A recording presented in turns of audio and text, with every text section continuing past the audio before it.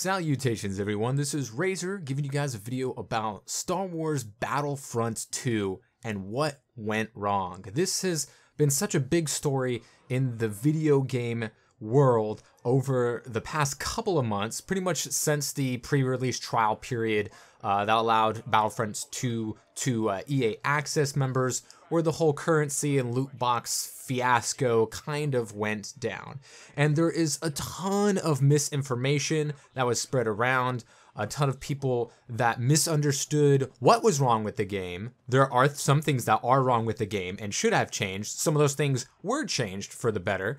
And there are some people, especially those that didn't play Battlefront 1 or didn't play Battlefront 2, either in early access or the beta, and took other people's word for it, blew things out of proportion, and wanted to make headlines, and basically ruined a lot of things for a lot of people. And this is nothing new when it comes to the internet. The internet has its way of mob mentality changing a lot of things rather quickly, because that's how the internet works, especially when it comes to attention and focus. The internet can get really mad about something and then move on later that day or the next week, get mad at something else, or happy about something else, which we know is not nearly as attention worthy for the headlines, especially in the video game industry, where so many things are focused on the negative about big publishers and DLC is ruining the game, and oh, if Sega made Sonic in the 90s with DLC, you'd only play the first level and Rings would be DLC, and then Tails would be DLC, and extra levels would be DLC, completely extenuating a meme out to ridiculous proportions to make a joke that sometimes can be funny, but for the most part is just completely off the mark. And mob mentality can make changes happen, sometimes for the good, sometimes you can make the change that you want to make. Other times, that change happens and it's not really the change you actually wanted, just the one that you think you wanted. And sometimes those changes can be at detriment to things that you actually did want. We saw this a lot with the negative press that the Xbox One got prior to its launch, about always-on functionality and its internet access and usage and low power mode, and people went apeshit. So Microsoft had to change a lot of things that ended up limiting availability to other features that they wanted to implement. But because people were in such an outrage, it hurt their PR a lot. There was a lot of misinformation about what the console forced you to do and what it couldn't do, that it eventually absolutely led to PS4 taking an early lead and possibly, win this generation's console war, which win is a weird way to put it, because outside of the Wii U, everybody won because just buy more than one console. It's as simple as that. Boom, everybody's a winner. But when it comes to Battlefront 2, we saw a lot of similar mistakes. So let's look at the timeline of Battlefront 2, and it informs you a lot more if you've played other EA titles and Battlefront 1, which came out just before The Force Awakens did a couple of years ago, because this can inform your decision about what has changed, what is there that you have the ability to focus on as a player, what you can complain about, and what has changed, what you should be in uproar about, whether it comes to loot boxes or microtransactions or how you unlock things in games when it comes to this franchise and the EA, the big publisher, big company that everybody hates because they're rich and they make a lot of good games and bad games, and then they say they ruin games and blah, blah, blah, blah, blah. You can say this about pretty much any big title, and yes, a lot of them have made major mistakes when it comes to handling DLC and endgame content and supporting their games, or just pumping out too many sequels and kind of diluting a franchise and making it not as good as it once was. Those things definitely happen, and that is something that we can talk about later. But if you're trying to look at something to be mad about for Battlefront 2, you're gonna miss the mark on the big picture, as well as the big headlines that you have been seeing are definitely off the mark. When there are things that are good that changed due to the uproar, and there are things that are more egregious than the things that people are mad about. And Battlefront 2, much like its predecessor, is a very good game. People didn't like the first one because it didn't have the campaign and it didn't have, clones and Gungans and Trade Federation, all that stuff, and the Starfighter battles. In this game, we got that. We got prequel content, we got Starfighter battles, and we got a campaign, and the campaign's really good. People are complaining that it's short, and when you compare it to some other full campaign games that don't have a multiplayer or a very limited online functionality, it kind of, comparably isn't that short. Also, you're getting free DLC like you did in Battlefront 1 with the campaign and the multiplayer. So let's look how things went down. It all came to a head at that big Reddit post when people were talking about the unlocking of characters. Luke Skywalker and Darth Vader cost 60,000 credits to unlock. And when, they were trying to grind the numbers on how long this would take, a Redditor said that it would take about 2 full days of grinding to unlock one of these characters, Luke and Vader being the most expensive at 60,000 credits, the others being cheaper, in some cases, exponentially cheaper. And because of this, they extrapolated this to mean that because you can unlock getting crystals via loot boxes, which people have their opinions about, whether it's gambling or not. We're not going to address this in this video, but a lot of video games have loot boxes, and there's a reason for it. They work, they make money, and people love them. If people didn't love loot boxes, they wouldn't be in all these games, and people wouldn't be buying them nonstop, whether they're cosmetic or actually change in-game abilities and content. And we'll get into that a little bit as well. But let's take a look at the Reddit post. That was the most downvoted comment in Reddit history in less than 24 hours, which is a huge feat, but that's internet mob mentality for you. When questioned about the unlocking of the heroes like Luke Skywalker, a Reddit comments by EA was this: the intent is to provide players with a sense of pride and accomplishment for unlocking different heroes. We selected initial values based upon data from the open beta and other adjustments made to milestone rewards before launch. Among other things, we're looking at average per player credit earn rates on a daily basis, and we'll be making constant adjustments to ensure that players have challenges that are compelling, rewarding, and of course attainable via gameplay. And this became insanely quickly the most downvoted comment in Reddit history. The next day, because of this huge backlash, EA trying to, save some face, and obviously people are angry, so companies, no matter how big or small, are going to try to appease that. So they lowered the cost of unlocking characters such as Luke from 60,000 credits to 15,000 credits. At the same time, the number of credits awarded at the end of the single-player campaign is reduced from 20,000 to 5,000. So everyone assumed that means that all credits rewards throughout the game had been reduced, which is not true. Those 20,000 credits earned at the end of the single-player campaign are earmarked for unlocking Iden Versio, who is the character that you play throughout the majority of the campaign. So you play the campaign mostly as this character. You also get to play Luke briefly, as well as Leia and Han and my boy Lando and Kylo for a bit as well. You mostly play Iden Versio. It's her storyline that you're playing through, and she is a very crucial part of the rebellion and the leading up to the First Order, and may have some huge complications in this current trilogy, including The Last Jedi, but I will not give any spoilers for that. So these 20,000 credits were earmarked to unlock the character that you play throughout the campaign when you finish the campaign. But her cost of unlocked was lowered, just like Luke and Vader and everyone else, to 5,000. So because of her unlock cost was reduced, the amount given at the end of the campaign was reduced to reflect that. And the credits throughout the game had not been reduced. But, gamers are very angry social people that love to go into an uproar, as well as really any big, internet posse of people. So people made these huge conflagrations about what the game was doing. It's all incentivizing you to buy loot boxes so you can unlock all the best cards and all the best heroes and stuff. And there is problem with the progression system within the game, even currently as it is the day that I'm uploading this video.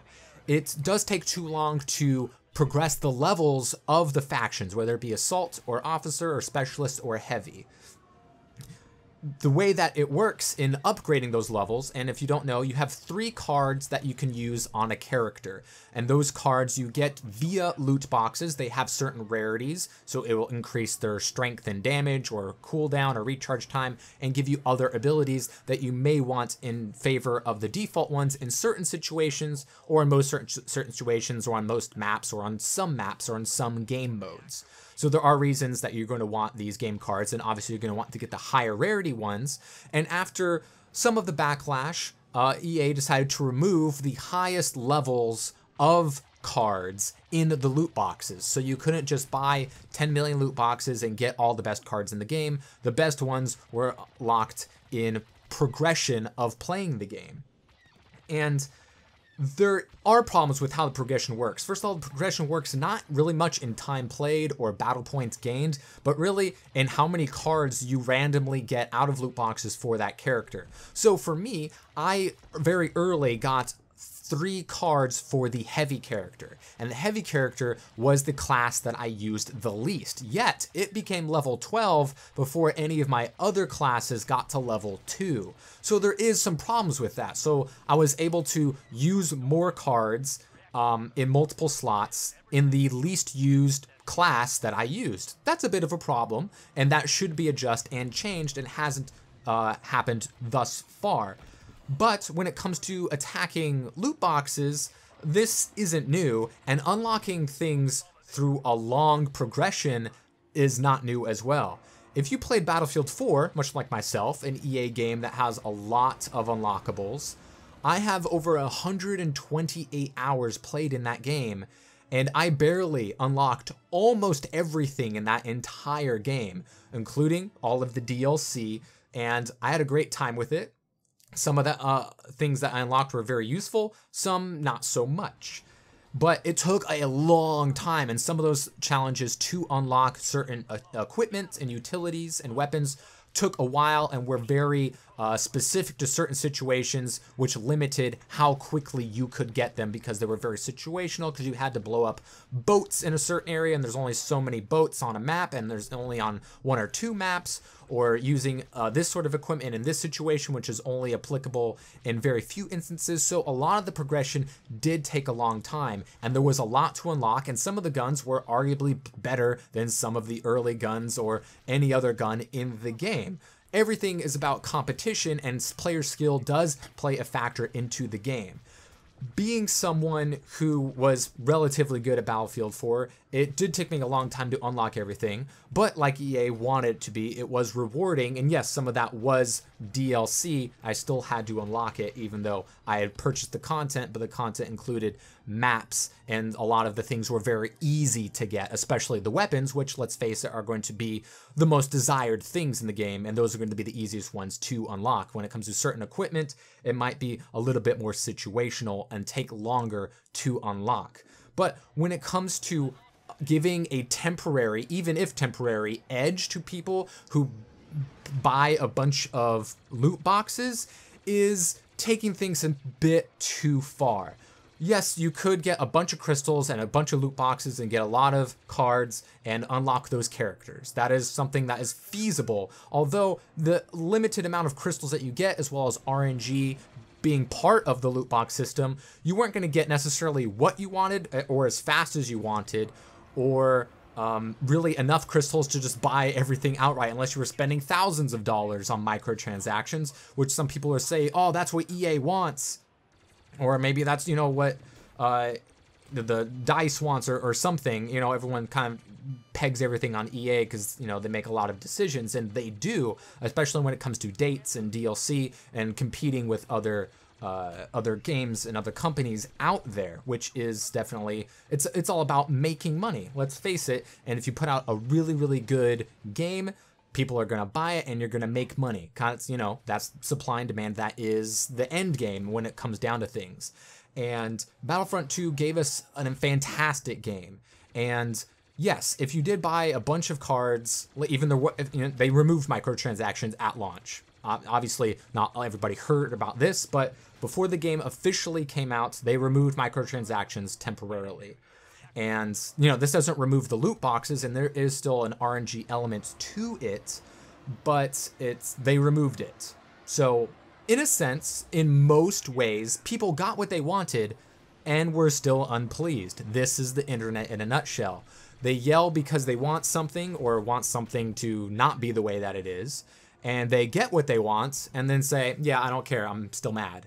Well, maybe don't get mad, or figure out something different to do with your time, or figure out what's actually going on instead of looking to be angry because a big corporation is trying to make money off of a video game that they worked really hard on and put a lot of money into when it comes to developing the game, and the developers and the voice actors and the advertisements, and getting the writers to make something that fits within the Star Wars universe, especially since everything after Force Awakens is canon.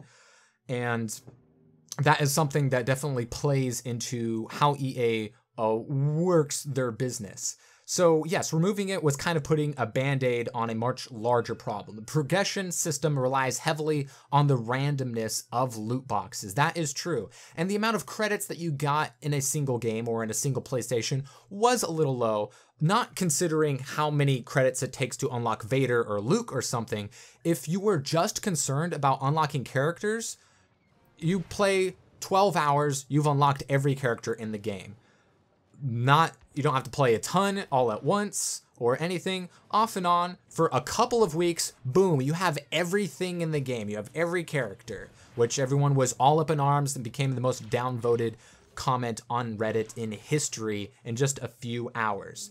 We have players out there who said, yeah, I played, I performed okay, played about 12 hours, unlocked every single character. Not that hard, nothing to get in a fuss about. So yeah, it wasn't a problem, especially if you play the campaign. Boom, you get probably 2 characters out of that. At least I did when I played the campaign. I could get Iden Versio and Luke if I wanted, or Vader and Chewie, or Leia and waited for Finn or Phasma, which will be coming out for free, by the way, as well as free campaign DLC just the day before The Last Jedi comes out, which no one's going to give EA credit for or the game credit for. They gave us a fantastic product, and guess what? If you paid a bunch of money day one or, during the early access, I'm still beating you in that game because I'm very good at it. I didn't need any cards to be in the top of the boards. I didn't need to pay any money to get Darth Maul or Rey or Han Solo or Boba Fett almost every single game and be at the top of the leaderboards. I don't need a single card in Starfighter Assault to be in the top 2 every single time because I'm good at it. I don't need to play a bunch. I like playing it a lot, and part of it is because I'm really good at it. But when it comes to arguing about characters, does it give you an edge? In a small sense, it does, actually. If you unlock every character in the game, it gives you a small edge because it gives you more opportunities to play those heroes if you have the battle points for it. So A, you have to be good enough at the game to get enough battle points within a game to unlock a character. But sometimes those characters are taken up by people on your team that got those battle points faster and died at a time to where they can respawn as that hero. So if you have unlocked more heroes than they have, then you have more options to be a hero, to have a hero character, because maybe the first person, say you're in second place on your team, the first person dude took Han and you really wanted to be Han, or say you're in 5th place, the top 4 people have taken the 4 heroes in the game. Well, you unlocked, Iden or Leia, and boom, you can be them. You have more options. Maybe they also have those options, but you can be heroes more often if you've unlocked all of them, because more will be available to you, because you can't have, 2 Darth Mauls or 2 Yodas out at the same time.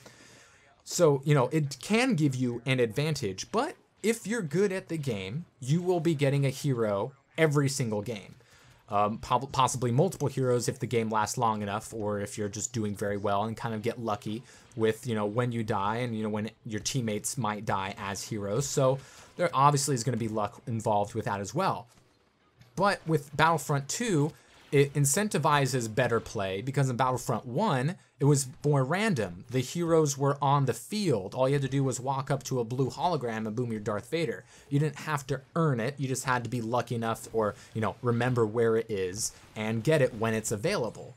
or an X-Wing or something like that. And Battlefront 2 has made so many positive changes and put it on top of an already great game in Battlefront 1, which I was also good at and had fun. Didn't get to be heroes all the time, but Battlefront 2 changed things in a good way to where good players could perform better teams have a better chance of winning, and everyone gets to be more things more often. Even if you weren't good at Battlefront 1 or if you aren't good at Battlefront 2, you can probably still get to play one of the heroes every now and again. It definitely incentivizes playing the objective. If you're just shooting ion shots at a tank and you only have 2 kills, you'll probably be able to pick your hero before, you know, the kill whores on your team in certain situations. But as long as you're playing and you're trying to win, doing the objective, you're going to fare fairly well at the game. And Battlefront 2 has built from Battlefront 1 to make things a little bit better for all people of all skill levels.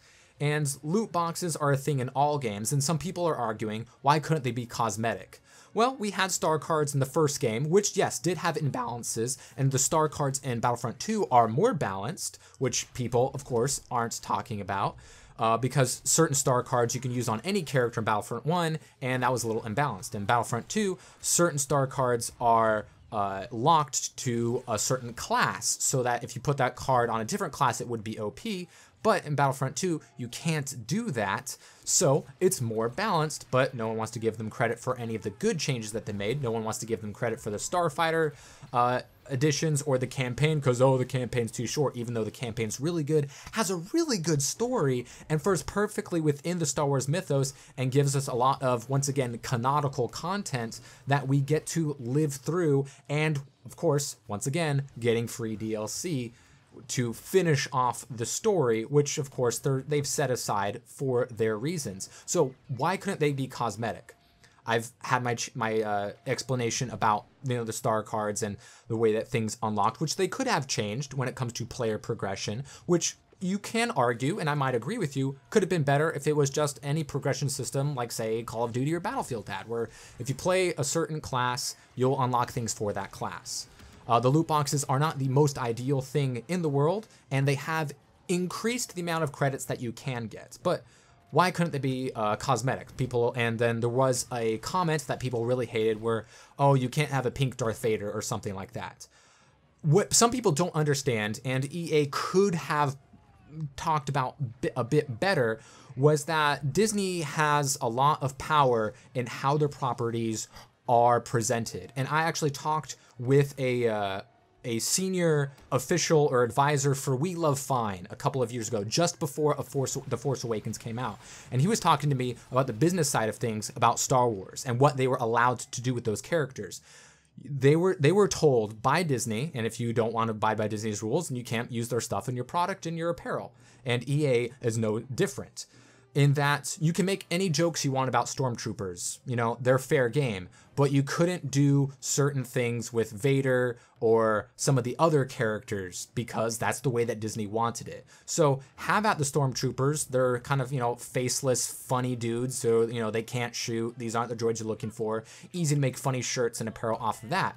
But you couldn't make similar jokes about Darth Vader or Kylo Ren or Finn or Phasma or Leia because of what Disney wants to do with those characters, keep their image the way that it is, because Disney owns the property. They have every single right to do that and license their apparel with any rules and restrictions that they want. So I doubt, I could be wrong, that Disney would allow a pink Darth Vader out there because that's not the Darth Vader image that they want to present to people. Obviously, Star Wars is a kid's property. There are kids' movies, kid-friendly games, kid-friendly TV shows with Legos and all that stuff. Obviously, there's the mature audiences. We have 80, 90, and 100-year-old Star Wars fans that love every aspect of it as well, and cosplayers and fanfic writers and all that stuff, fan artists and everything. So there's a wide variety of people that you can appeal to.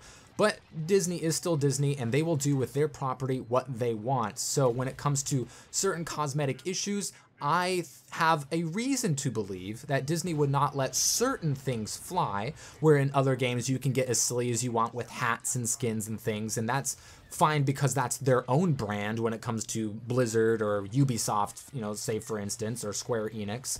Disney has a say in what EA can do with their property, and they are involved in licensing things out to them as a publisher, which people are angry about because it's a big company and, you're restricting it to only certain avenues, which, yes, you can wish that things were different in that aspect. But let's look at the way that things are. Battlefront 2 did not cheat out anybody. It was not a pay-to-win system. There are certain games that are pay-to-win. A lot of them are free to play, where if you have a whale, a person who spends a ton of money on a free-to-play game via microtransactions to gain huge advantages, those players kind of earned that advantage, and it can be frustrating, especially in a PvP environment, and say like Happy Wars, where if someone paid a bunch of money, they're just going to be able to plow through you if their skill is good enough. But in most free-to-play games, the players don't feel like they're cheated, especially the whales, because they know the odds of, the randomness of unlocking characters and, scouting and getting weapons and all that stuff in whatever free games you have. And those people will spend hundreds and thousands of dollars. What are these people?